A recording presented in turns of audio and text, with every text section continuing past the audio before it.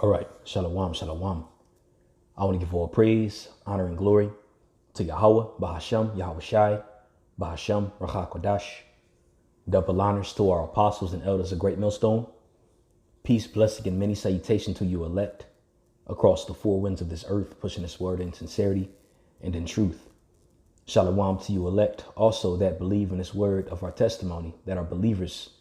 All right, and those consist of you men, you women, and you children that believe in the words of our testimony, which this testimony comes in the spirit of prophecy, which is the true testimony of Yahweh Shai. All right, and Yahweh Shai is the name of who the world ignorantly calls Jesus. All right, and Yahweh is the name of the God of Israel in the Bible. That's his real name. It's not God. It's not Jehovah. It's not Yahweh. It's not Yahuwah. It is Yahweh. And again, his only begotten son's name is Yahweh Shai. Okay, I'm the brother Sha'ar from the Great Millstone Dallas camp, coming at you all with another lesson through the Spirit. Lord's willing, this lesson here is edifying. Okay, and this lesson is going to touch up on a series of lessons that I've been doing titled Hidden Manna. All right, and within these series of lessons, this is pretty much certain secrets that we find in the scriptures, and pretty much it paints a bigger picture when you read certain events in the New Testament. Via example, all right, we believe that King Solomon is Yahweh Shai, and there's certain scriptures you can find in the Old Testament to show that it's talking about Yahweh Shai, but it'll refer to him as Solomon. Okay, you can read Psalm 72.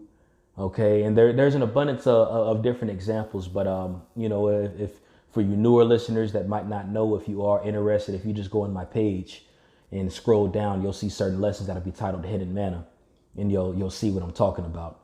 Also, you can find Yahweh Shai written within the law. Certain laws that are written of really is talking about Yahweh Shai, because Yahweh Shai had fulfilled the law. All right. You can find other examples, and not even just Yahweh Shai, but there's other things that are written of about particular people. And we believe certain of them had came back through reincarnation in the New Testament. Via example, we believe that Daniel is John the Revelator, the reincarnation. We believe that King David is Peter in the reincarnation. All right. And there's numerous other examples. Elijah is John the Baptist, the reincarnation. And you can find this all really through the scriptures. But I mean, if you want to go into lessons and find those, all right, just type in Great Millstone and just type whatever in afterwards. And I believe you'll find the answer. The Spirit's been having us go very heavy. All right, into these scriptures and delve into prophecy, delve into the secrets, delve into exhortation. All right, because we're in the time of the end. All right, so this truth is definitely being pushed in overdrive.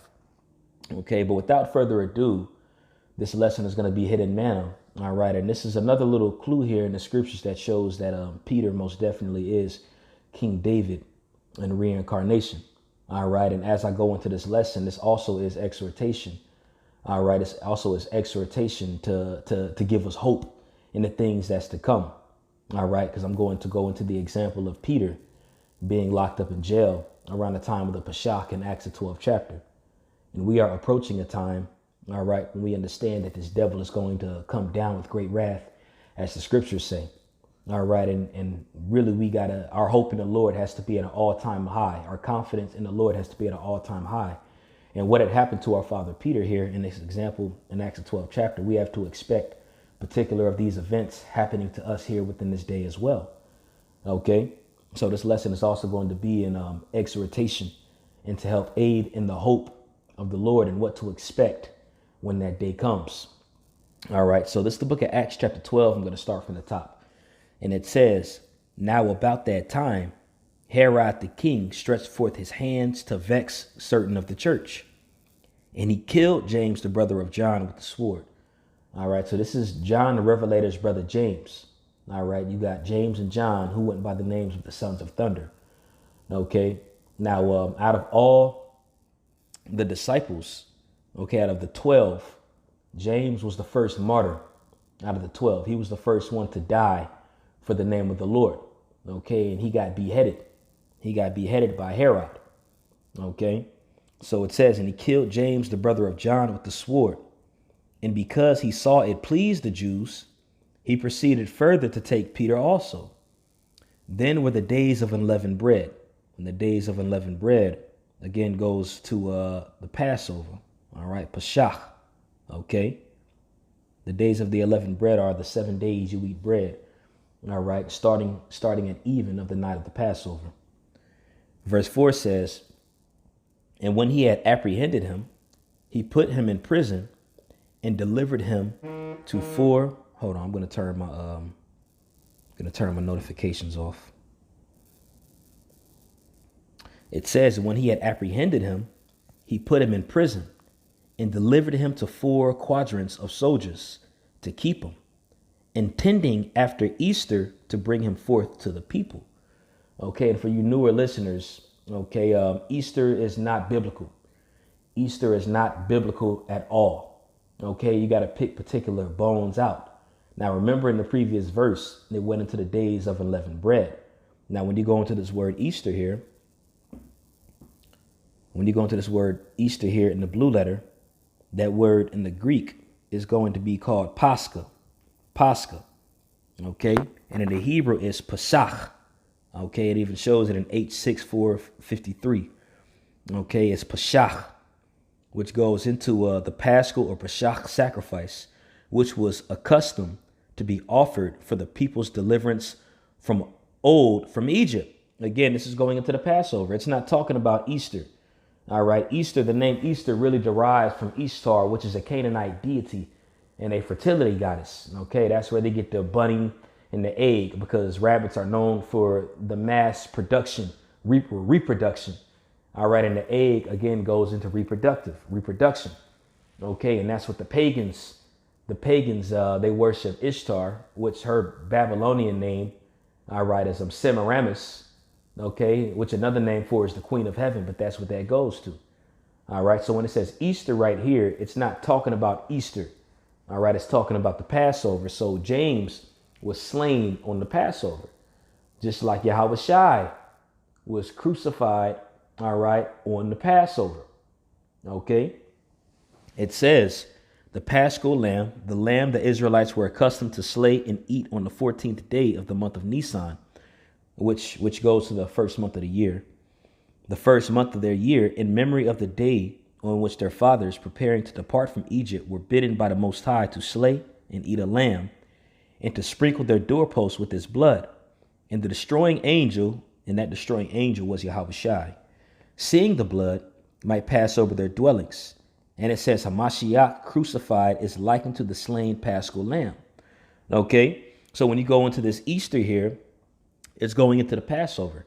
That's why in verse 3, it said, then were the days of unleavened bread. Like I had expounded on earlier, that goes into the 7-day feast of bread, starting on the night of the Passover. All right, which is the 14th day of the month of the first year. Okay, so when you continue here in verse 5, after Peter was apprehended around the time of the Passover, when he was taken to prison, it says, Peter therefore was kept in prison, but prayer was made without ceasing of the church unto the Most High for him. And when Herod would have brought him forth the same night, all right, so Peter was supposed to be slain that evening. Just as James was slain earlier, Peter was supposed to be, in their eyes, slain that evening. Okay, and it says, and when Herod would have brought him forth the same night, Peter was sleeping between 2 soldiers, bound with 2 chains. All right, so this verse 6 here is the key point in this lesson going into the hidden manna that I'm talking about, showing you another hidden example, all right, that Peter is David, King David. Okay, so it says, and when Herod would have brought him forth the same night, Peter was sleeping between 2 soldiers, bound with 2 chains. Remember that, bound with 2 chains. And the keepers before the door kept the prison. And behold, the angel of the Lord came unto him, and a light shined in the prison. And he smote Peter on his side. And it's funny because when you read it in 1 Kings chapter 19, when Elijah was running from Ahab and Jezebel, when he was starving, he fell asleep. The angel smote him on his side and woke him up to feed him that bread and that water. Okay, so that angel smote Peter, hit Peter on his side to wake him up. Okay, he woke Peter up because Peter was asleep. Okay, so he smote Peter on the side and woke him up. And it says, and he smote Peter on the side and raised him up, saying, arise up quickly. And his chains fell off from his hands. And you got to think about it. He was bound with two chains. As soon as the angel smote him and Peter got up, those chains just fell off. All right. Now, how that happened, we don't know. We're going to find that out in the kingdom, exactly the visual of how that event transpired. Okay. But the simple fact of the matter is the Lord worked a miracle.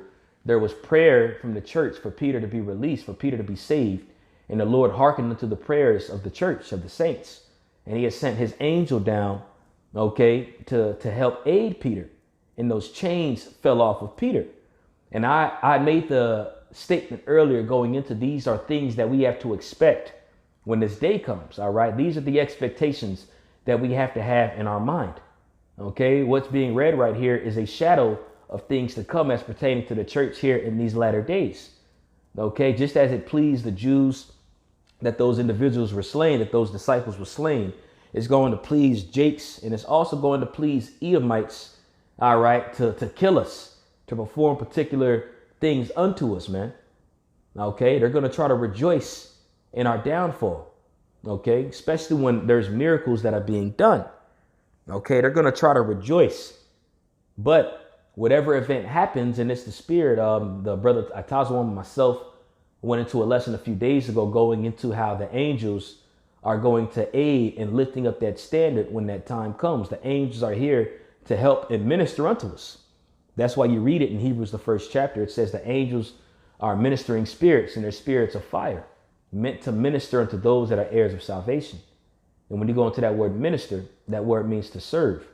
So this is an example of the angel of the Lord ministering unto Peter, who was an heir of salvation. All right. And he had served Peter, and he helped Peter. And the way that he helped Peter was releasing his chains. All right. Loosening his bonds. Okay. So that's what had taken place. It says, arise up quickly, and his chains fell off his hands. And the angel said unto him, gird thyself and bind on thy sandals. And so he did. And he said unto him, cast thy garment about thee and follow me.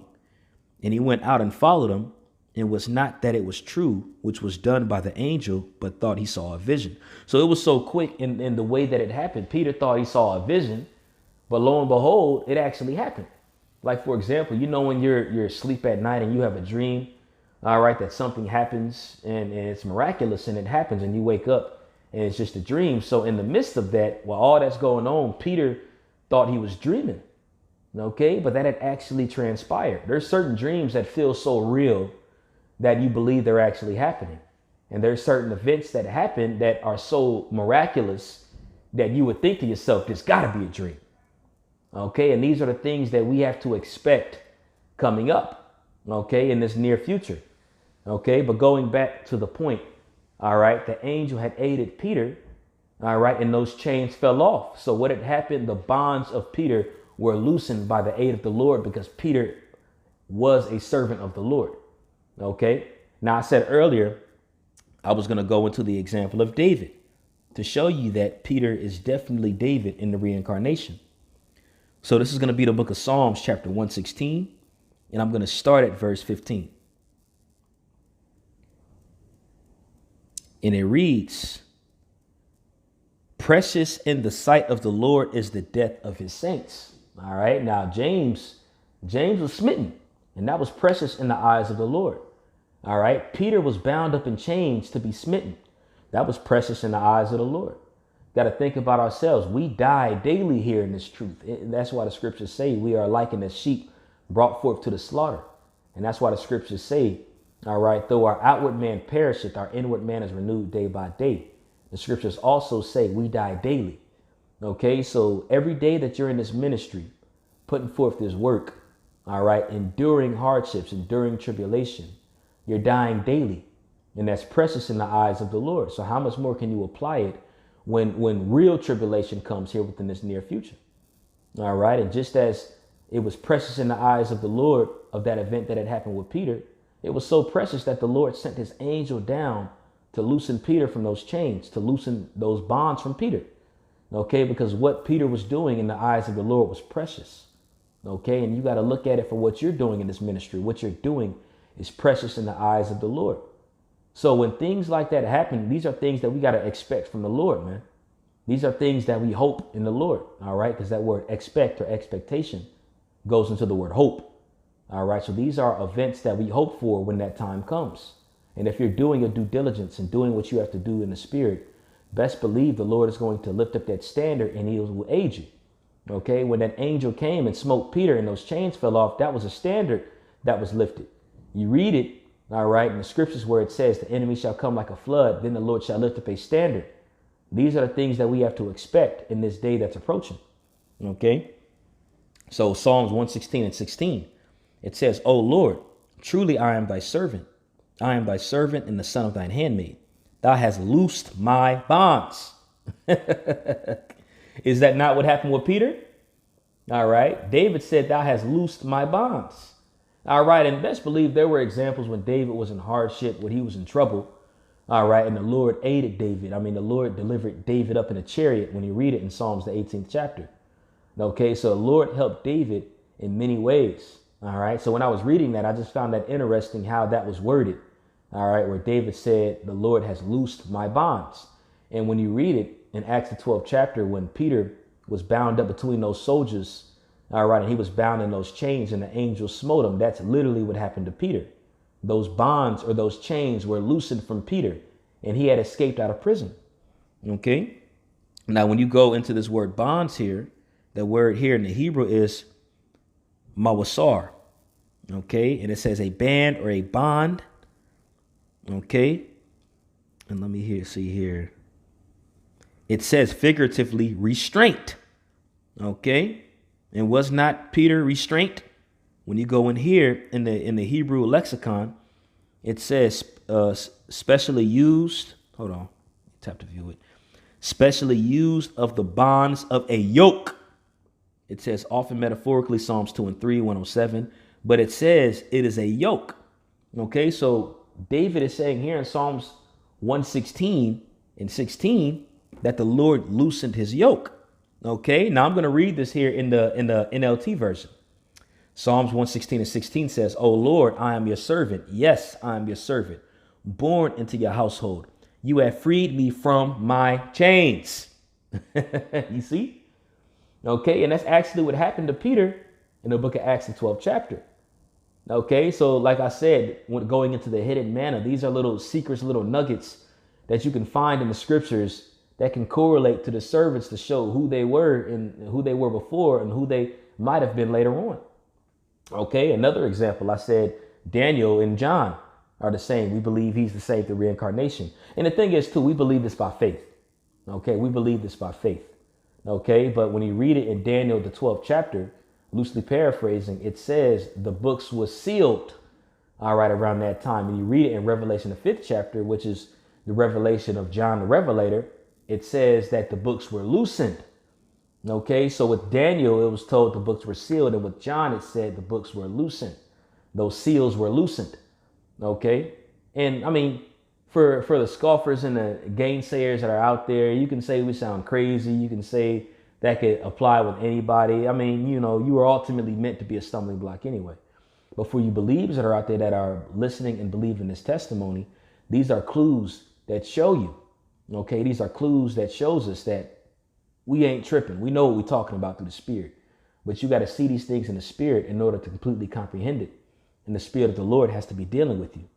Okay, so just going into that example, that's exactly what happened with Peter in Acts 12. The Lord loosened his bonds, just as David said in that prayer in Psalms 116 and 16. All right. And again, I made the statement earlier saying that these are things that we have to hope and expect. All right. Because as these things had happened to our fathers, when the Lord had aided our fathers in particular difficult situations, these are things that we have to expect coming along in this day here that's approaching. Okay. And I'm going to end this off here in the book of Jeremiah 29 and 11. And it's one of my recent favorite scriptures to go into, especially in this day that's approaching. Okay. Jeremiah 29 and 11 says, For I know the thoughts that I think towards you, saith the Lord, thoughts of peace and not of evil, to give you an expected end. Okay. Now I'm going to read this in the NLT. For I know the plans I have for you. And the Lord has plans for us specifically. Okay, he has plans for us specifically. That's why you read it here. I'm sorry, I know I said I was going to end it off there, but the spirit moving right now. What can you do, right? But when you read this here in the book of Second Ezra, the second chapter, and I'm going to read this here in the 26th verse. It says, "As for the servants whom I have given thee, there shall none of them perish, for I will require them from among thy number." And when you go into that word require there, it says need for a particular purpose. Okay, so the Most High has a particular purpose set for all of us. Going into Acts 12th chapter, the reason why Peter didn't get killed, all right, by Herod around that time, because Peter had a different purpose than James. Okay, now that doesn't make Peter better than James, even though Peter was the head of the church. But Peter had a particular purpose that was set for him right there. All right. He had a particular purpose. The Most High had a particular plan for Peter. So he intervened and had that angel come down and free Peter from those bonds. Okay. And just as I'm reading here in Jeremiah 29:11 in the NLT, it says, "For I know the plans I have for you." So each and every one of us, the Most High has a particular purpose, a particular plan for every single last one of us. All right. However, the Lord wants to use us to glorify his name is going to be whatever he has it designed and designated for.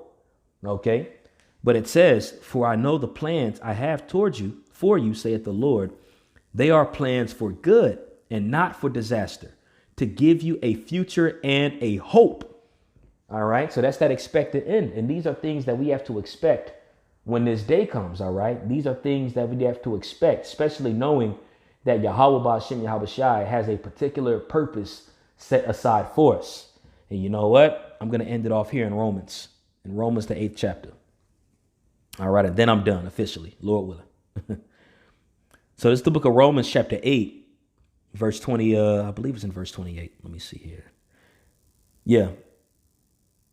This is Romans 8:27. "And he that searcheth the hearts knoweth what is the mind of the Spirit, because he maketh intercession for the saints according to the will of the Most High." All right. Hey, King David said, "The Lord had loosed my bonds." That's intercession. All right. When that angel came down and smote Peter on the side and loosened those chains, that was intercession. All right. We have to expect the Lord is going to make intercession. Okay. If you laying on that bed and they trying to put a chip in you, have to believe that the Most High is going to make intercession and lift up that standard and save you out of that tribulation. These are things that we have to hope, especially since we know that the thoughts of the Most High towards us are not thoughts of evil. All right. But they're thoughts of good. And he has a particular plan that's set aside for us. Okay. Verse 28 says, "And we know that all things work together for good to them that love the Most High, to them who are called according to his purpose." Okay. And when you go according to that purpose, that is a plan. So every single last one of us, all right, the Most High has a purpose or a plan set aside for every single last one of us. All right. And that plan is for good. Okay. Because you have to believe that the Most High loves you.